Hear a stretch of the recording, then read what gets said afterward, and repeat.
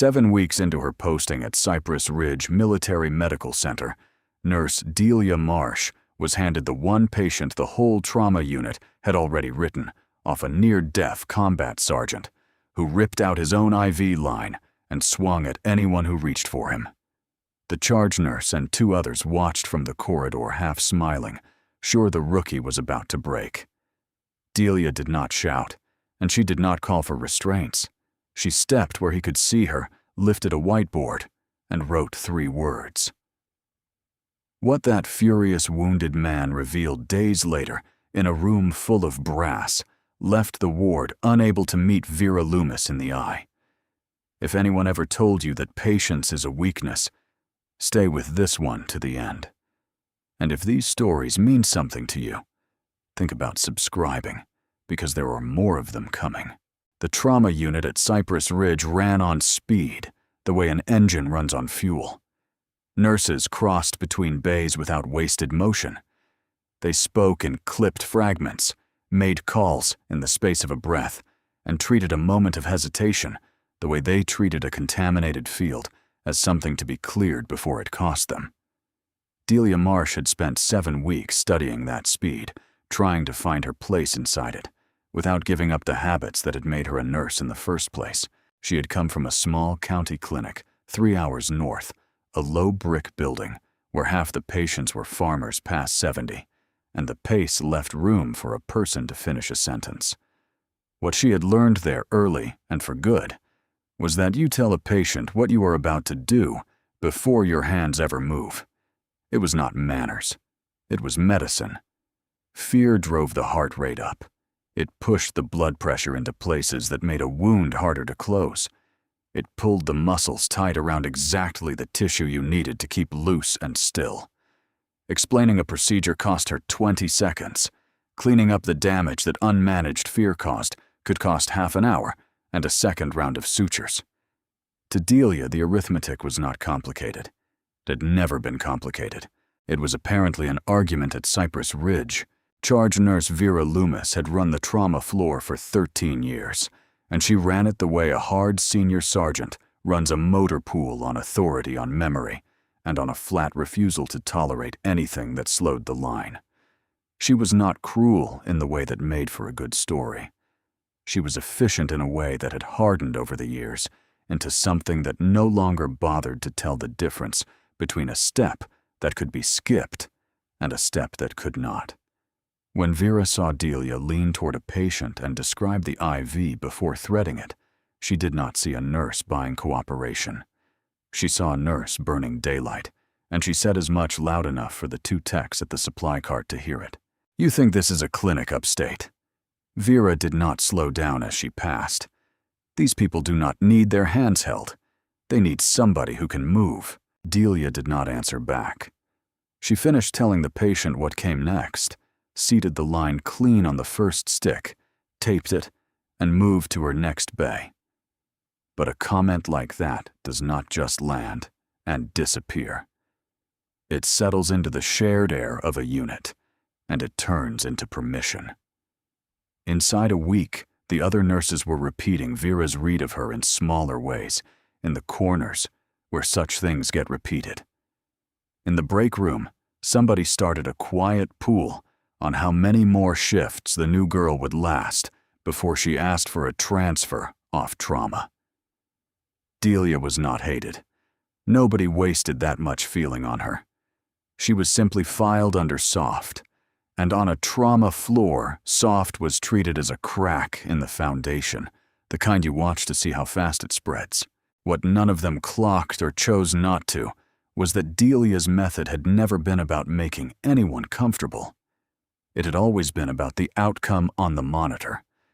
She had seen more than once what happened when a patient did not understand what was being done to his body.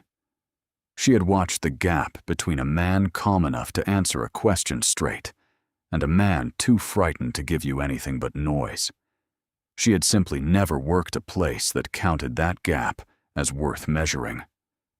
She kept her head down and did the work. She learned the layout, learned which supply drawer stuck, learned that the coffee in the staff kitchen was best avoided after 2 in the afternoon. She learned Vera's tells the way the woman's chin dropped a fraction before she cut somebody down, the way she said certain names with a little extra weight. Delia's name had started carrying that weight. She noticed it, and she filed it away, and she did not let it change how she seated an IV. On a gray Tuesday in her 7th week, the kind of day where the light through the high windows never quite committed to morning, a young man came up from the emergency department with a shattered wrist and a look on his face that had nothing to do with the wrist. He was maybe 20 still in the boots he had been wearing when the accident happened, and his eyes kept going to the door as if he were pricing the distance to it. The chart said he was active duty 3 months back from a deployment he had not talked about to anyone in the ED. Vera assigned him to Delia with a small flick of the file, the way you hand off something you do not want to bother with. He is all yours. Try not to have a whole conversation about it. Delia took the chart. She did not rise to it. She read the wrist, read the vitals, and read the way the kid's right hand kept opening and closing around nothing, and she understood before she reached the bedside that the wrist was going to be the easy part. She pulled the privacy curtain most of the way, not all the way, because a man who is watching the exits does not want to be closed in. She sat down on the low stool so that her face came up at his level instead of over him. She kept both of her hands where he could see them open, resting on her knees. "I am going to tell you everything before I touch you," she said. "You can stop me at any point. If you need me to back up, you lift that good hand and I stop. That is the whole deal." The kid looked at her for a long second, the way a person looks when he is deciding whether a thing is true. Then something in his shoulders came down half an inch. It was not much. It was enough. Across the floor near the med cart, a second-year nurse named Callie Ford paused with a tray in her hands and watched the shoulders come down and did not entirely understand yet what she had just seen. Delia did not know she was being watched. She was already asking the kid where his unit had been keeping her voice level, and her hand slow threading a line into the back of a hand that 3 minutes earlier would have pulled away from anything that came near it. She had no idea that in 11 days, a set of doors was going to bang open on a case that the whole floor believed would finish her. She only knew the wrist in front of her and the young man attached to it, and the 20 seconds it took to make him safe enough to treat. Down the corridor, Vera Loomis watched the new girl take her time and filed it away as one more mark against her. The wrist kid healed and went home, and for a few days the floor forgot about him, which was fine by Delia. She did not want to be remembered for a wrist. She wanted to be left alone to work, and for a stretch of that 2nd week she almost was. Then they brought up Marcus Bell. He came from the surgical ward 2 floors down, a transfer for observation, after a revision on his left leg, which ended just below the knee. He was 31, a former combat engineer, and he had already been through 4 surgeries since the day a buried charge on a road shoulder took the lower half of his leg and a good deal of his sleep. The chart called him a straightforward step down. The chart was as charts often are optimistic. What came up in the bed was a man who had not slept a full night in weeks, whose eyes were rimmed red, and who flinched hard every time the pneumatic door at the end of the hall let out its low hiss. Vera did the assigning at the board that morning, marker squeaking as she wrote initials into boxes. When she got to Bell, she paused, and Delia felt the pause before she heard her name. Marsh. Vera capped the marker. "Take the amp in 9. He's a talker. You two should get along." There was a small laugh from somewhere near the coffee station. Not loud. That was the thing about the way it worked on this floor. The cruelty never rose above a certain volume, and staying quiet was exactly what let it keep going. A shout you could report, a half smile you could not. Delia took the assignment without expression and walked down to Bay 9. She could hear Marcus Bell before she reached the curtain, not because he was loud, but because he was not. There was a particular quality to the silence around a man holding himself together by force, a stillness that hummed. She found him sitting up too straight against the pillows, both hands flat on the blanket staring at the ceiling tile, as if it owed him money. On the tray table beside him sat a coin, a challenge coin, brass gone dull at the edges from being turned over and over, though she did not look at it long enough yet to read what was stamped on it. His right thumb kept drifting to it and pressing down the way a person presses a bruise to check that it still hurts. The overhead fluorescents in Bay 9 ran at full glare. Delia noticed his eyes narrow against them every few seconds, a small wince he did not seem aware of making. She stopped at the foot of the bed instead of coming around the side. "Sergeant Bell," she said, and waited until his eyes came off the ceiling and found her. "My name is Delia. I am your nurse this shift. Before I do anything, I'm going to turn that top light off. Some people in here do better with the reading lamp than the big one. Is that all right with you?" He blinked. It was not the question he had braced for. He gave a short nod. She reached up and killed the overhead. The bay dropped into a softer amber from the wall lamp, and something in Bell's face eased by a degree that had nothing to do with his leg. His thumb came off the coin. Delia noted that too, the way she noted everything, and set it aside without comment. She sat on the stool. She kept her hands open on her knees where he could see them.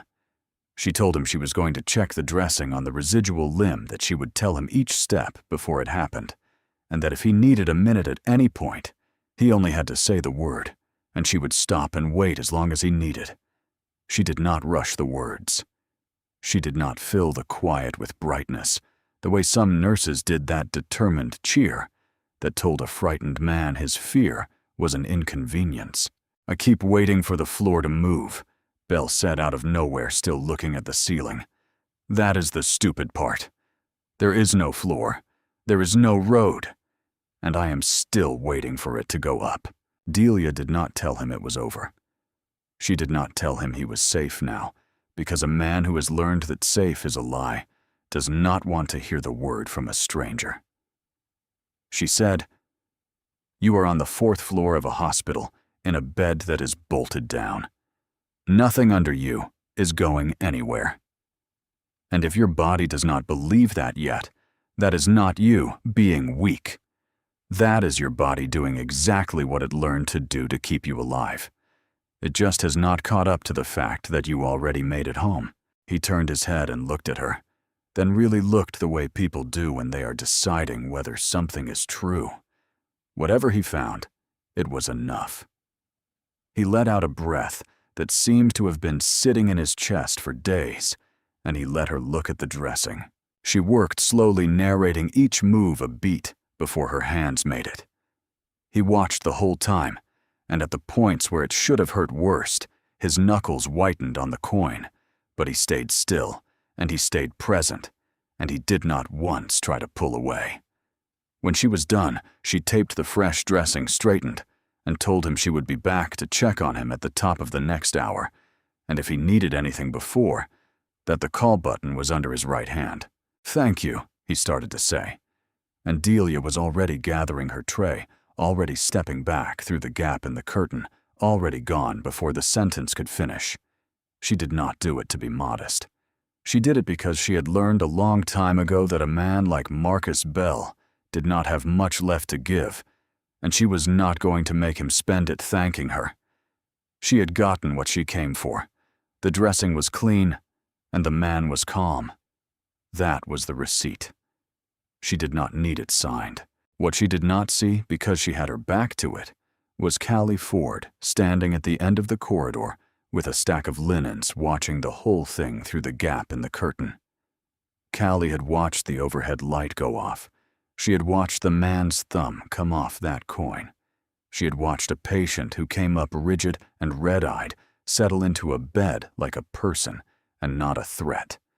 And she had done it in about the time it took most nurses to argue their way out of a difficult room. Callie was 2 years in. She was still young enough to be surprised by good work, and old enough already to have learned to keep quiet about it around Vera. In the break room that afternoon, the pool came up again.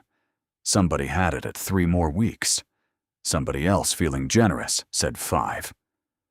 One of the older nurses, a woman named Dana, who had been on the floor almost as long as Vera, said the new girl would not last past the first real mass casualty, that all that talking would freeze her the second the room filled up with blood, and there was no time to sit on a stool and make friends. There was general agreement. It was easy agreement, the kind that costs nothing. Callie Ford sat in the corner with her coffee and did not say anything. She wanted to. She could feel the sentence forming something about Bay 9, about the light about the coin.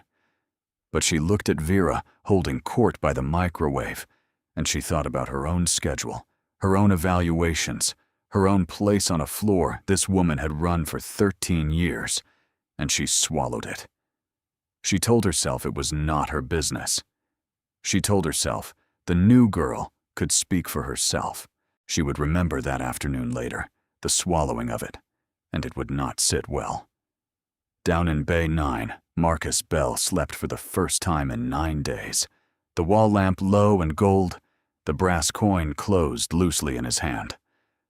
On the far side of the floor, Delia Marsh charted her patients in her small, even handwriting, and did not think about the pool or the light or the thing she had done that morning, because to her it had not been a thing.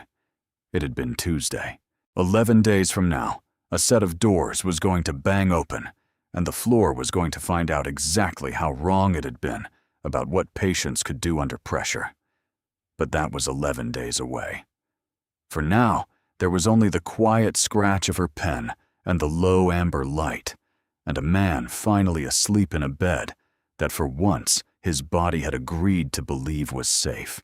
To understand why Delia Marsh sat on stools and turned off overhead lights and told frightened men exactly what her hands were about to do, you had to go back to a farmhouse kitchen and a boy named Eli. Eli was her older brother, older by 4 years, and he had been born deaf.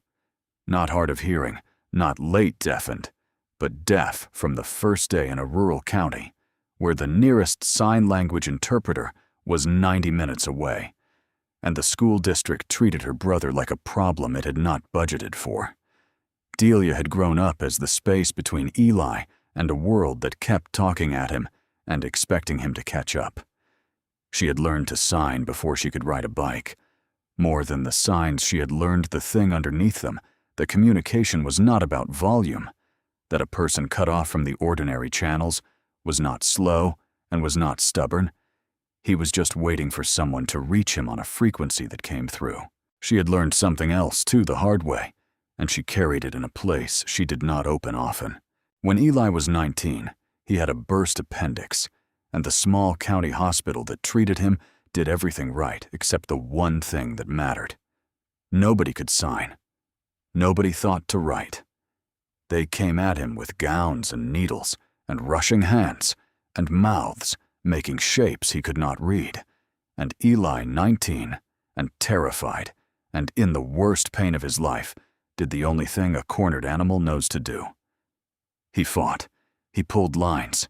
He caught a resident across the jaw, and a nurse, frustrated and behind and afraid, wrote a single word in his chart that followed him through the whole admission and shaped how every person after her treated him. Combative, not frightened, not uninformed, not failed by a building full of people who could not be bothered to find a pen. Combative, as if the fault lived in him and not in the silence they had left him stranded inside. Eli survived. He was fine in the end, in the body. But Delia had stood in that hallway at 15 years old and watched her brother be turned from a patient into a problem by a single word written by a tired person who had decided it was easier to name him difficult than to reach him. She had not been able to do anything then. She had been a kid in a waiting room. But she had made herself a promise in that hallway, the kind of promise a person keeps without ever saying it out loud. And every stool she sat on, and every light she turned off, and every sentence she wrote before her hands moved was that promise being paid one patient at a time. She had gone into nursing because of Eli. She had stayed invisible in it, deliberately, for a reason that was harder to explain. Being seen, being thanked, being singled out, all of that turned the care into a performance, into something the nurse did to be admired. Delia had watched that kind of care her whole childhood, the kind that wanted a witness, and it had never once reached her brother. The care that reached him was the quiet kind, the kind that did not need anyone watching. So she made herself small on purpose. She got in, she made the patient safe. She got out before the thank you, not from shyness, from principle. The work was the point. The credit was noise. She did not tell any of this to the people at Cypress Ridge. She did not tell them about Eli, or the word in the chart, or the promise in the hallway. It was not that she was ashamed of it. It was that it was hers. And she had learned that the people quickest to file her under soft were exactly the people who would hear the story and file it under sentimental. And she was not going to hand her brother over to be used as an explanation for a stranger's convenience. So when Vera Loomis called her a clinic nurse and the break room ran a pool on her, Delia let it sit. She knew something they did not, which was that the habits they mistook for weakness had been forged in a place none of them had ever stood. She knew that the 20 seconds she spent explaining a procedure were not a courtesy she had picked up in a slow county clinic. They were the difference between a patient and a problem, and she had watched at 15 exactly what it cost when a building full of trained people decided that difference was not worth the 20 seconds. There was a photograph she kept in her locker, tucked inside the door where nobody else would see it. Eli at his college graduation, grinning his hands caught mid-sign because he had been talking to her when the picture was taken. He was an engineer, now married, 2 kids, a good life, built in a world that had spent his childhood assuming he could not have one. Some mornings before a shift, she would open the locker and look at it for a second, not out of sadness, but as a reminder of the frequency. There is always a frequency, the photo said.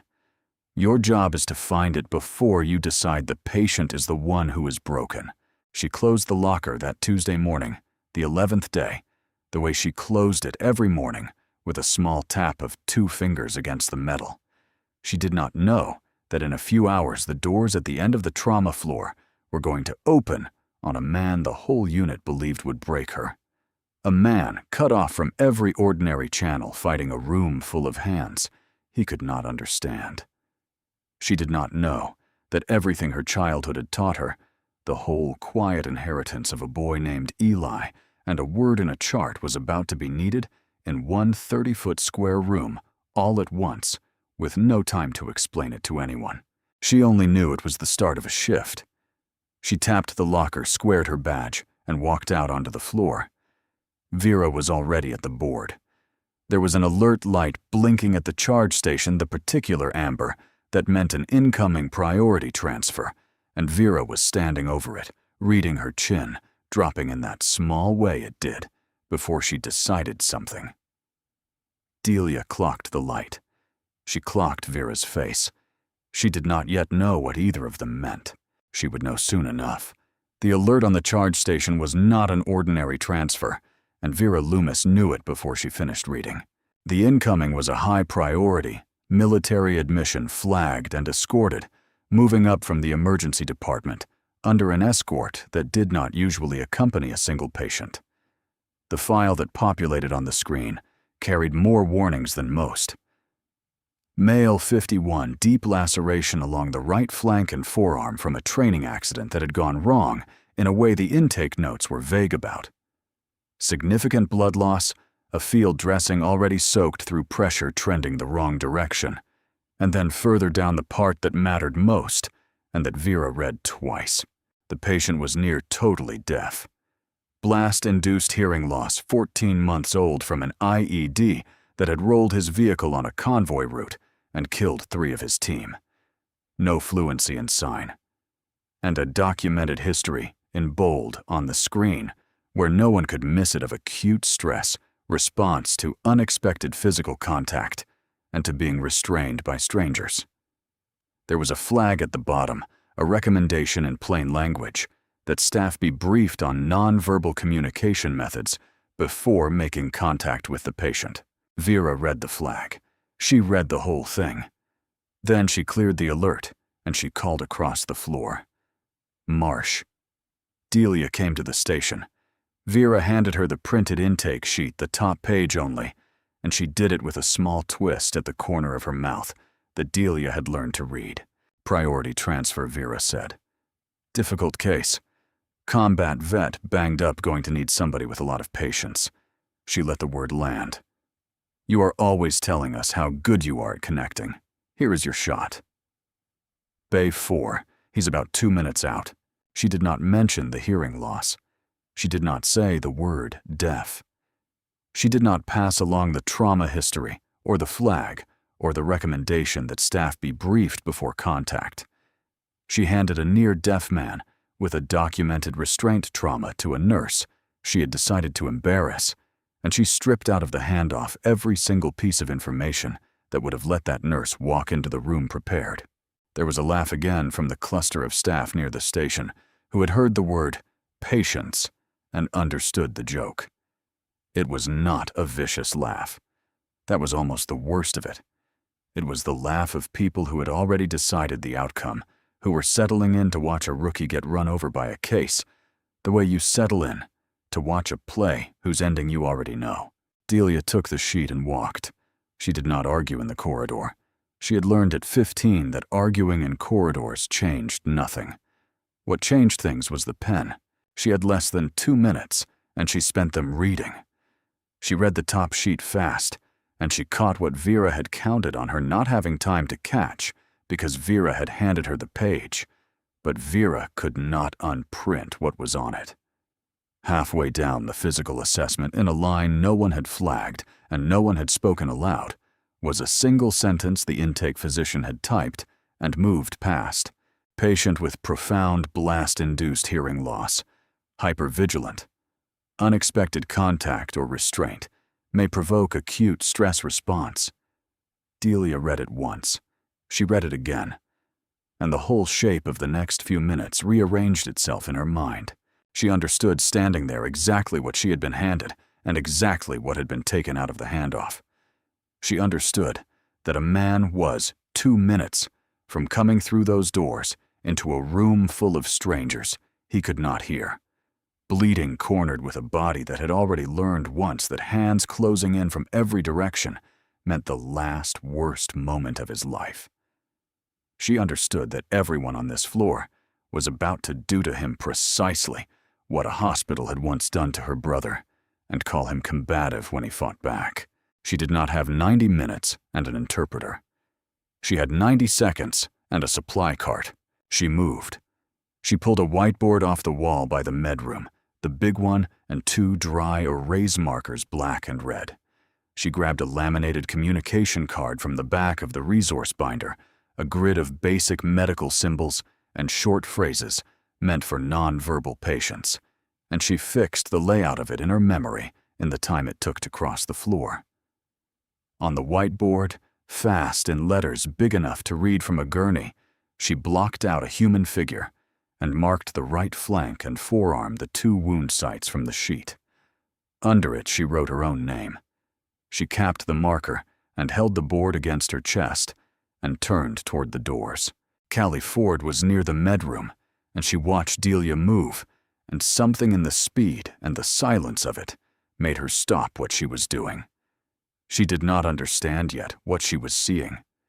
She only knew that the new girl wasn't panicking, and that she had gone straight for a whiteboard instead of a set of restraints, and that, on a floor where everyone else had already started smiling, the one person acting like this was serious was the one they had all written off. The doors banged open. The gurney came through, fast pushed by 2 transport techs, already talking over each other about pressure and output. The man on it was big, broad through the shoulders, even flat on his back in the remains of a uniform that had been cut away down the right side to expose the laceration running along his flank. The field dressing was dark and soaked. The monitor on the rail showed a pressure that was sliding in the wrong direction and a heart rate climbing to meet it. He was conscious, he was wide awake, and he was staring at the ceiling with the fixed, calculating stillness of a man running the numbers on how much danger he was in and not liking the answer. His name, which Vera had deliberately left off the handoff, was Command Sergeant Major Elias Thorne. His right hand, even here, was closed hard around something. A brass coin, knuckles white over it, the last solid thing in a world that had gone silent and started moving. He could not hear the alarms. He could not hear the techs calling his numbers, or the physician crossing the bay, or the nurse who reached for his arm with a fresh line already uncapped. What he could see was a room full of strangers, closing on him from 3 sides, while he lay flat on his back, unable to rise, unable to understand a single mouth in the room. For a man whose last memory of exactly that combination was the seconds after a blast rolled his vehicle and took 3 of his people, what came at him now was not a hospital. It was the road. It was the worst minute of his life starting again. His body did the only thing it knew. His free hand came up and tore the transport line clean out of the back of his hand. He caught the reaching nurse across the forearm and shoved hard enough to send her back into the supply cart with a crash of falling trays. He got his weight up on one elbow, swung his legs toward the edge of the gurney, and had one boot on the floor before the blood loss caught him and his knee buckled under him. 2 techs lunged to grab him. A third voice the physician called across the bay for a sedation protocol, and someone was already moving toward the med room to draw it. The room went up the way trauma rooms do when the plan stops working. Voices climbed over each other. Hands multiplied. And into that noise from the doorway, one voice came flat and clear and without a trace of panic in it. Everybody stepped back. Nobody moved. Not at first. Everybody stepped back, Delia said again. This time, something in the flatness of it, the complete absence of alarm, cut through the noise in a way that a shout never would have. The physician turned toward her. The techs hesitated, hands still half raised toward the man on the floor. For one strange second, the whole bay hung there, and in that second, Delia was already reading the room the way she had learned to read a kitchen, a waiting room, a brother's face. She saw 6 people trying to solve Elias Thorne with force. She saw not one of them had thought to ask why he was fighting. She knew why he was fighting. She had known since the line halfway down the intake sheet. He was not combative. He was a man who could not hear, cornered by hands he could not understand, doing the only thing a body does when it is decided it is back in the worst moment of its life. Give him room, she said. He cannot hear you. Every hand you put on him is making it worse. Back up, and let me get in front of him. The sedation the physician started. Not yet, Delia said. If you sedate him while his pressure is dropping like that, you are stacking 2 problems. Give me 30 seconds.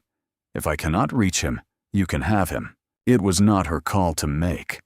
She was a probationary nurse, 7 weeks on the floor, telling an attending physician to hold a protocol.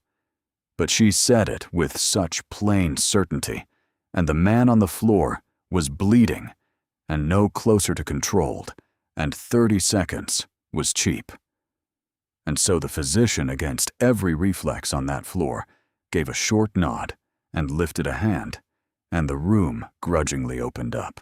Delia set the whiteboard down for 1 second, crouched, and helped Thorne get his back against the base of the gurney, so he was not flat and not surrounded, which was the single worst position for a man in his state.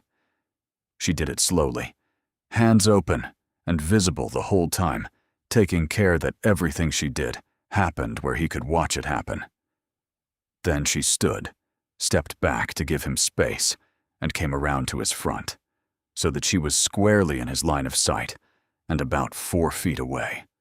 Not closer. Close enough to read far enough not to be a threat. She raised both hands, palms open, and held them there. She did not speak, because she already knew he could not hear her, and because a mouth, moving at a deaf man in crisis, was just one more thing coming at him that he could not use. She held still, palms out, and she waited. She waited until his eyes, wild and moving and pricing every exit in the room, came around and landed on her face. Then she picked up the whiteboard, uncapped the black marker, and wrote in letters big enough to read from the floor, "You are in a hospital. You are safe." She turned it toward him and held it steady. Thorne's chest was still heaving, his breathing fast and shallow from the exertion, and the blood loss the coin still locked in his right fist. His eyes went to the board. They came back to her face. They went to the board again, and she watched him actually read it. This time, watched the words go in, and something in the calculating stillness of his expression cracked just slightly. Not relief. Not yet. But the first flicker of a man realizing that this room contained at last one thing he could actually understand. She let him read it a second time. Then she wiped the board with the side of her hand and wrote again. "I will not touch you without warning you first." She held it up. He read it. His eyes came back to her open hands, still open, still empty still, where he could see them. And by a slow degree, some of the wildness went out of him. His shoulders jammed up around his ears, came down a fraction. The hand that was not holding the coin, the one that had torn out the line and shoved a nurse into a cart, unclenched by half. Delia wiped the board and wrote a third line. "My name is Delia. I am your nurse. You are bleeding and we need to stop it. Will you let me?" She held it up. And then she did something she had not planned, something that came up out of the farmhouse kitchen, and the 90-minute drives, and a whole childhood of a language most of the room did not know she had.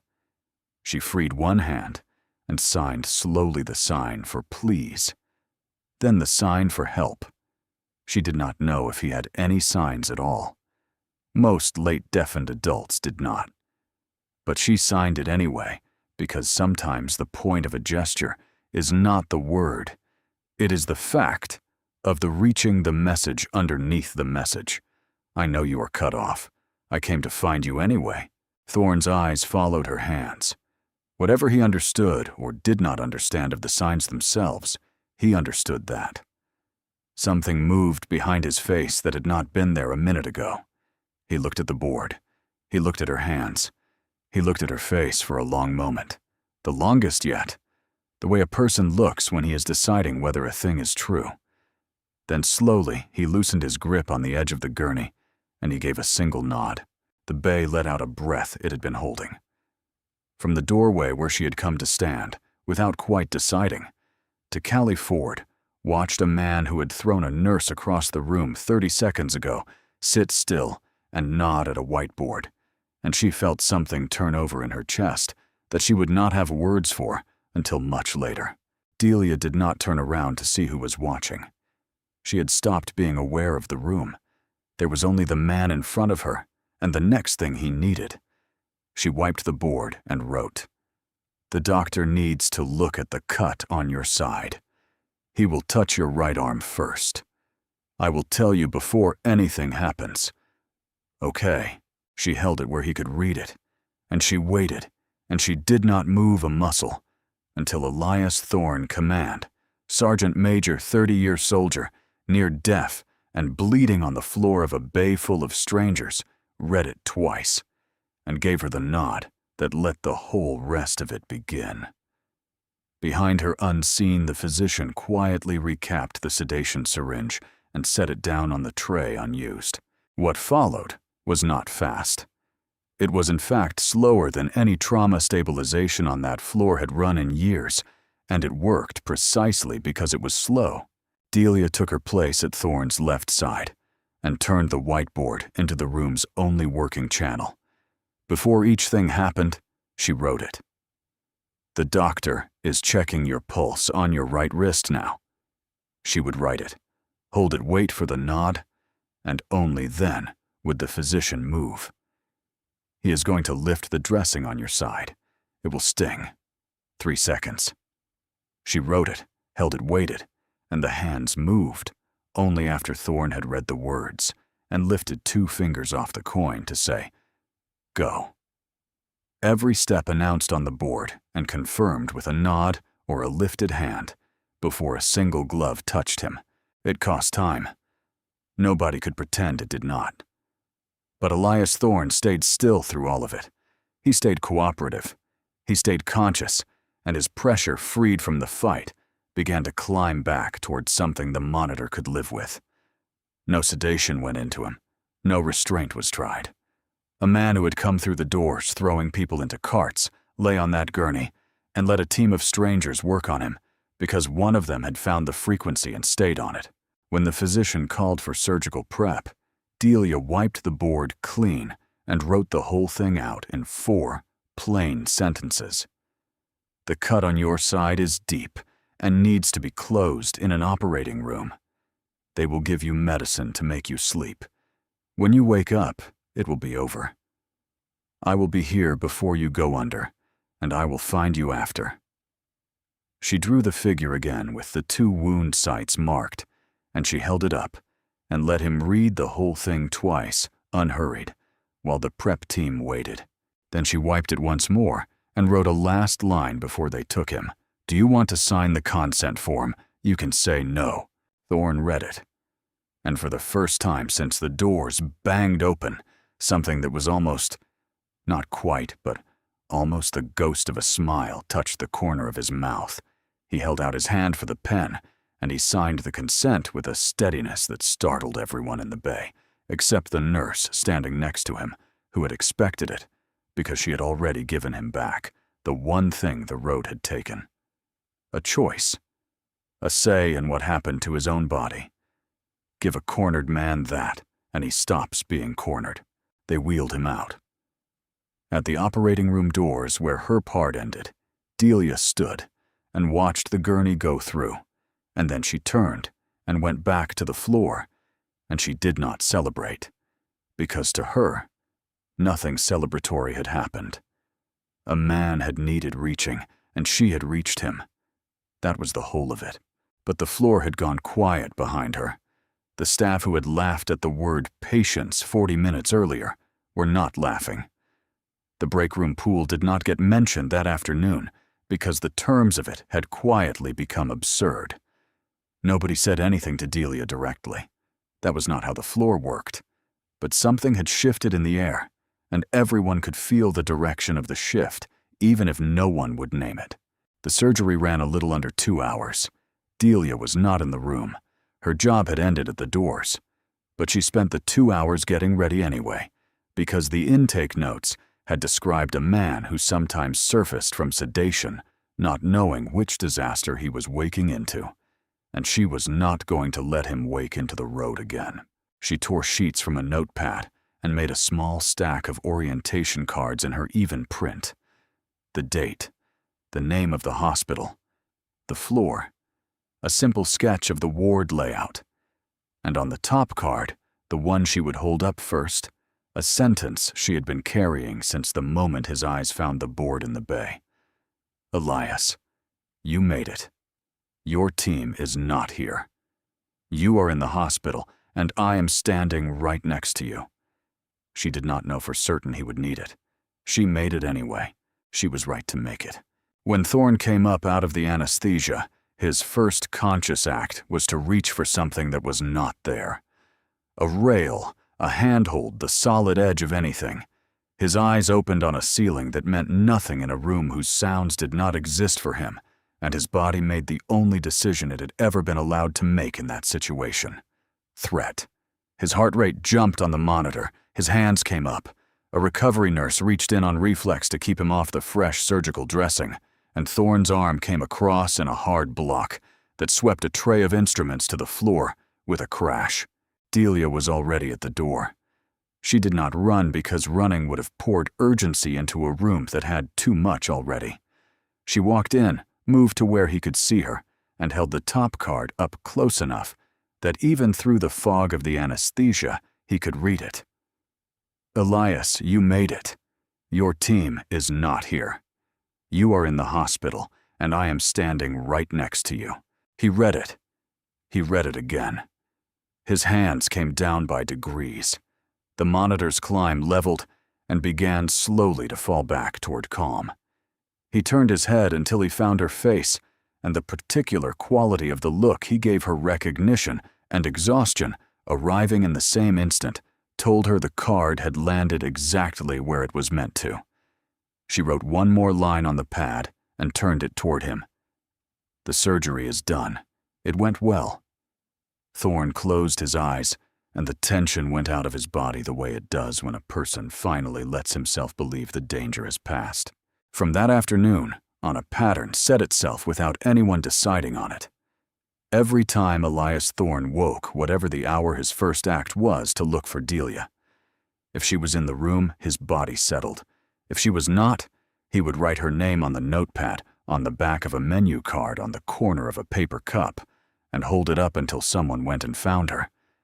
The other nurses adjusted to it without being told.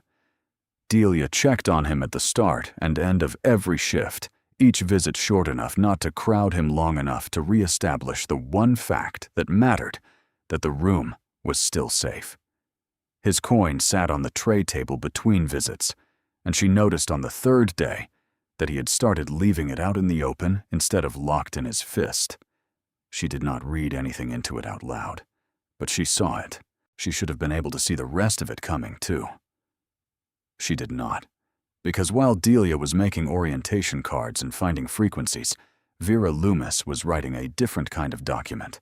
Vera filed an internal incident report on the admission. In it, she alleged that Nurse Marsh had acted outside her sanctioned scope by unilaterally ordering staff to step back from an unstable patient, that she had created a dangerous delay in surgical preparation, and that her continued presence at the patient's bedside reflected an unhealthy personal attachment rather than clinical judgment. The report did not mention the whiteboard. Not once.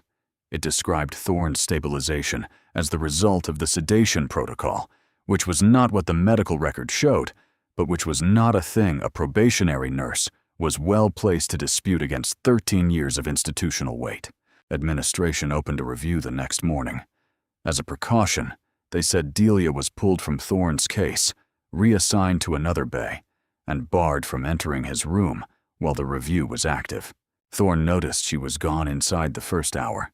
He wrote her name and held it up when a different nurse came to check his vitals. The nurse told him Marsh had been reassigned. He wrote a question under the name. The nurse left without fully answering it. By midday, 3 different staff members had seen the same words in his careful, deliberate print, and the words were getting larger each time, as if volume were something a pen could carry. "Where is Delia?" When no one gave him a straight answer, the question changed, and on the second afternoon, a second-year nurse found a whiteboard propped against the inside of his door, written in the blocky capitals of a man whose fine motor control had not yet come back, and carried it out to the break room and set it down on the table in front of Delia Marsh. "Where is the one who saved me?" Callie Ford was the one who carried it out. She set it down, and she stood there, and she did not walk away this time. Delia read the words on the board and set it down gently on the table and sat with it. The review was still open. She had no access to Thorne's room, no colleague who had agreed to speak for her, and a report on file that turned the best thing she had ever done into a liability. The whiteboard in front of her was the clearest proof that her account was the true one, and there was no mechanism by which she could walk it into the review and make it count. She could not defend herself with it. She could only hold it and know that somewhere down the hall, a man who had survived a blast and 14 months of putting himself back together was asking the same question into a silence that no one with any authority was trying to answer. Callie Ford stood across the table and finally said the thing she had swallowed in the break room 11 days ago. "I was there for the amputee in 9, Callie said. "And I was in the doorway when they brought the sergeant up. I saw all of it. I have seen the report too, the one that says he got sedated. That is not what happened." She swallowed. I should have said something the first day. I told myself it was not my business. It was my business. It is. Delia looked at her for a moment. You know what it costs to say that out loud on this floor. I know exactly what it costs, Callie said. I have been telling myself the price for a week and a half. I am done paying it the other way. The review's finding came down 2 days later. Based on the filed report and the limited testimony, the administration found sufficient grounds to recommend termination of Delia's probationary contract.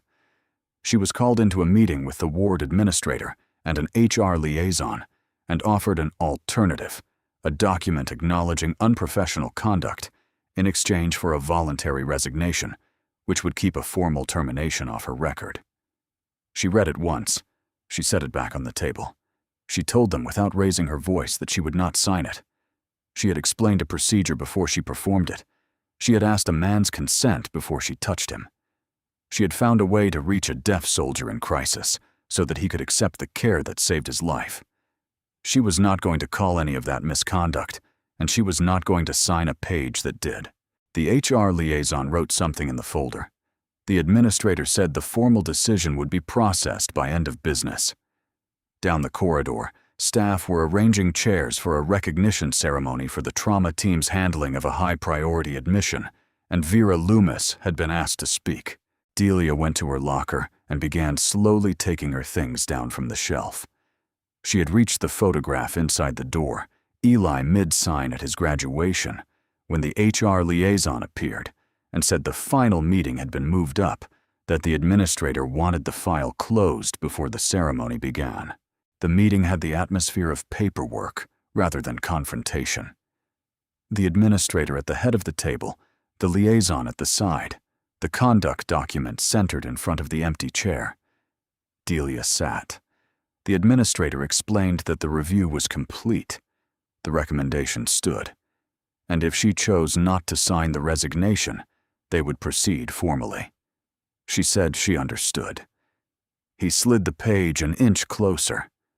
Faint through the wall, they could hear the ceremony beginning, a microphone-tapped chairs, settling the particular pressure of a room coming to attention. Vera's forwarded remarks credited the trauma team's response to her own decision-making under pressure. Elias Thorne's name appeared in them 4 times. Delia Marsh's name did not appear at all. Delia looked at the unsigned page and said for the 2nd time, and in exactly the same steady voice, that she would not sign it. The administrator opened his mouth. The conference room door opened. Elias Thorne was not walking easily.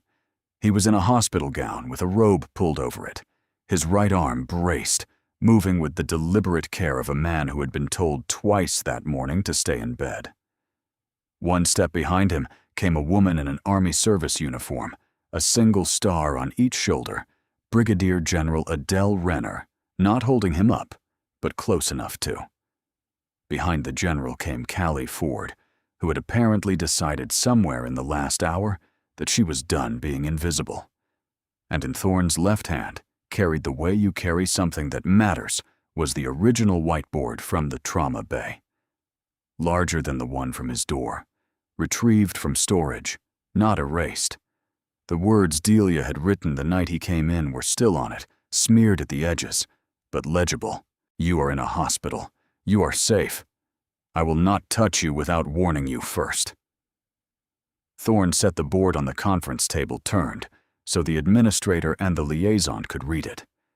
Then he looked at Delia for a moment, the same quality of look as the recovery room, something steadier under it now, before he turned to face the administrator. General Renner spoke first because Thorne's voice was effortful, and he had asked her to carry the procedural part. She said she had requested a review of the trauma bay camera footage and the admission logs after her first visit to the ward, because the surgical record and the intake log didn't match the account the charge nurse had given her in the hallway. The footage showed the bay on the night of admission. It showed the staff stepping back. It showed one nurse entering the patient's line of sight alone, raising a whiteboard, and the patient standing down without a milligram of sedation. It also showed Vera Loomis standing outside the bay window, for the entire critical period she had described in writing, supervising from inside. The administrator had not seen the footage. It was plain from the way he looked at the liaison that he had not known it existed. The sedation the incident report credited with stabilizing the patient, Renner went on, was never administered. It was drawn and set aside unused because he was already calm. The medical record did not support the report's central claim. She had submitted a formal request the previous evening that the review be paused pending examination of the documentary record. That request, it seemed, had not reached this room before the meeting was called. Thorne had been watching every face in the room the whole time, reading what he could not hear.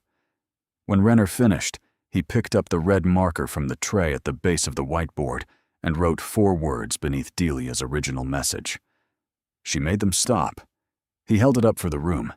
Then he spoke in the uneven cadence of a man who could no longer fully hear his own volume, but with the words clearly formed and the room quiet enough to carry them. "The surgeons closed the wound," Thorne said. "She is the reason I let them." He set the coin down on the table beside the board, and for the first time anyone could see what was stamped on it, a unit crest and a call sign worn nearly smooth. "I carried that coin off a road where 3 of my people did not walk away. When I woke up in that bay, I was not here. I was on the road. I did not see nurses. I saw hands coming at me from every side while I was pinned down and could not hear a thing. And that is what I was fighting." He looked at Delia. She was the only person in that room who understood I was not angry. I was afraid. She gave me something I could read, and it told me I was safe, and it was the only thing in that whole room that reached me. Without it, I would have kept fighting until somebody put me down, and the blood I lost in that delay would have been a real problem on the table. "That is not my guess," I asked the surgeon. The liaison had stopped writing. "The nurse you are about to fire," Thorne said, "is the reason this looks like a success. The person who put her name on it was standing outside the room." He set the board down one last time. "I would like the record to say so." The administrator asked for a recess. Renner said she would remain in the building until the matter was resolved. Callie Ford said quietly that she had been in the bay, that she would put it in writing, and that she had stayed silent the first time out of fear and had decided to stop. The recess ran 35 minutes. When the administrator came back, he told Delia that every finding from the conduct review had been withdrawn from her file. He said it in the flat tone of a man resolving a procedural matter. Delia nodded. Before she left, she asked whether the hospital would review its intake and briefing procedures for patients with documented trauma and communication needs, because the danger in Thorne's admission had not been created by one nurse's choices alone. It had been created by a system that did not require the information to reach the nurse before the patient did. The administrator said he would take it under advisement. Based on what happened after he did more than that, Vera Loomis was suspended from her charge position before the end of the day. The investigation that followed looked at the incident report, the false account of the sedation, and a documented pattern of withholding patient information from junior staff. 3 other nurses filed statements over the following weeks. It was slow and administrative and unglamorous, and it moved in one direction from the day Elias Thorne walked into that conference room. Delia went back to work the next morning. In the months after she was asked onto a working group building communication protocols for deaf and hard of hearing veterans admitted in acute crisis. She was the youngest in the room and the only one without a title past staff nurse, and she spent the first meetings listening, and the ones after that pushing for changes, specific enough to alter what actually happened in a bay, not just what got printed in a binder. Marcus Bell wrote her a letter from home. He was sleeping now, he said, most nights. Callie Ford made charge nurse eventually and ran her floor differently. Elias Thorne went back to his training work running certification courses for combat medics, and he added one section that had not been there before on reading the difference between a patient who will not comply and a patient who is afraid, and on what it looks like to hand a frightened person something they can actually understand instead of more force. He never called it his own idea. He called it something he learned from a nurse, who walked into a room the rest of the floor had already given up on, and found it, as it turned out, entirely reachable. The original whiteboard was not put back into rotation. It went onto a shelf in the supply room, and the newer nurses knew what it was, and the knowing changed the room in ways that were hard to say and completely real. The last patient in the story was a veteran who had lost most of his hearing to a blast 3 years back and had not made it through a medical exam without visible distress since. He came up rigid, already scanning for the exit. Delia walked in, set a whiteboard on the tray table, and sat down so her face came level with his. She wrote, "My name is Delia. I will not do anything until you understand it and tell me it is all right." She held it up and waited. He read it once, then again. Then he looked at her face. Really looked the way people do when they are deciding whether a thing is true, and he gave a single slow nod. Out in the hall, 3 newer nurses watched through the glass and learned something no orientation manual had ever thought to teach. Some people never raise their voice to prove how strong they are. They change a room by being the only one willing to stay calm and to actually see the person in front of them. Elias Thorne carried a coin off the worst road of his life, and it took a rookie with a whiteboard to remind a whole hospital that the person fighting hardest is usually the one most afraid, and that reaching him is not weakness. It is the entire job.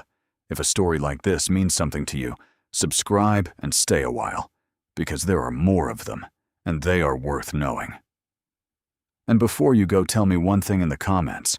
If you had been the one holding that marker with the whole floor, watching and waiting for you to fail, what would you have written first?